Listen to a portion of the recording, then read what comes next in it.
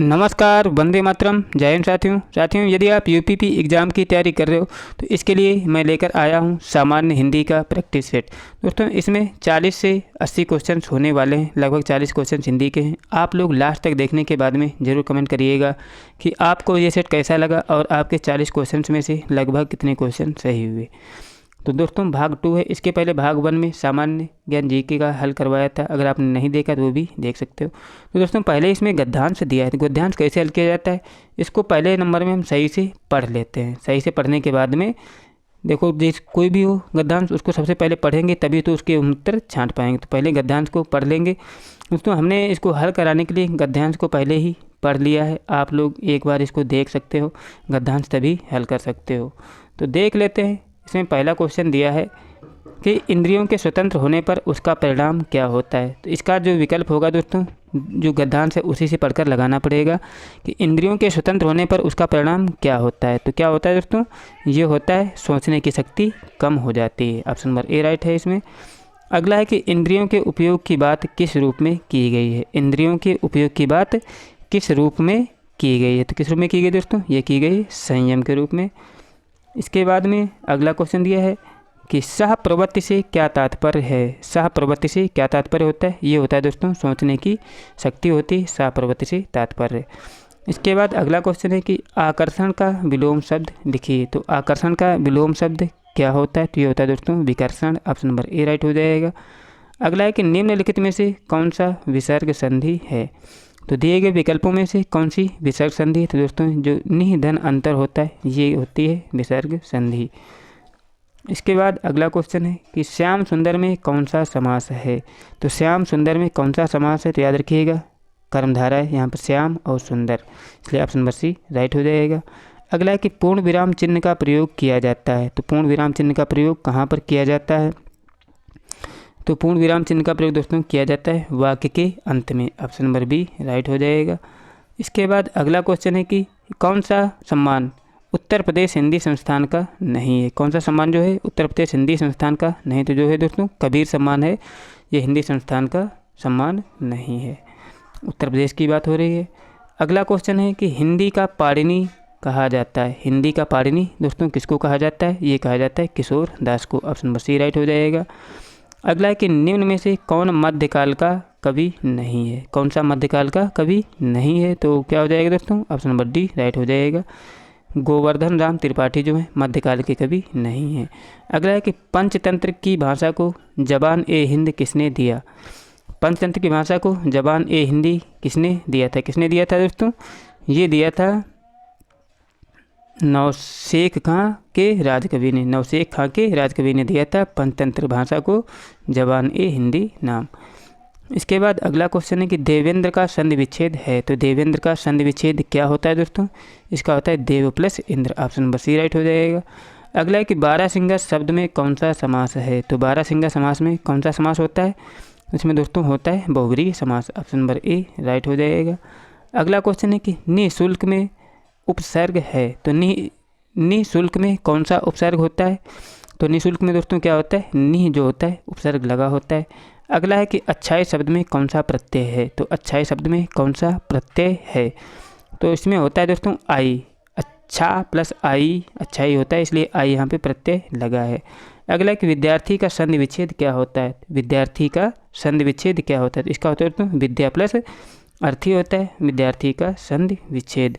अगला क्वेश्चन है कि जीवन में वाक्य का महत्व है। जीवन में वाक्य का महत्व होता है क्या दोस्तों, अपने अनुभवों की व्यक्ति के लिए होता है जीवन का महत्व।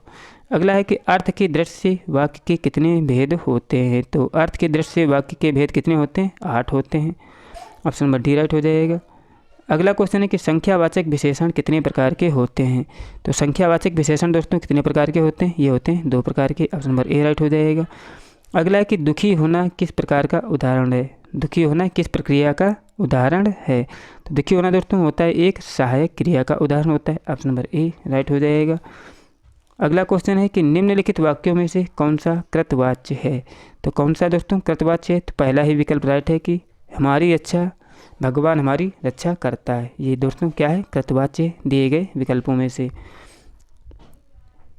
और इसके बाद अगला क्वेश्चन है कि परिमाणवाचक के कितने उपभेद होते हैं? तो परिमाणवाचक के कितने उपभेद होते हैं दोस्तों? याद रखिएगा 5 उपभेद होते हैं। अगला है कि निम्न में से संख्यावाचक विशेषण कौन है? तो इसमें से संख्यावाचक विशेषण कौन होता है दोस्तों? जो 70 लिखा है दोस्तों, ये क्या है? संख्यावाचक विशेषण है।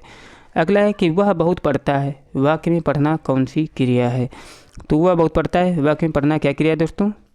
ये होता है अकर्मक क्रिया। ऑप्शन नंबर सी राइट हो जाएगा। अगला क्वेश्चन है कि वह कल घर जाएगा, वाक्य में किस काल का वर्णन हो रहा है? तो वह कल घर जाएगा, वाक्य में किस काल का वर्णन हो रहा है? तो किस काल का वर्णन हो रहा है दोस्तों? इसमें हो रहा है भविष्यत काल का।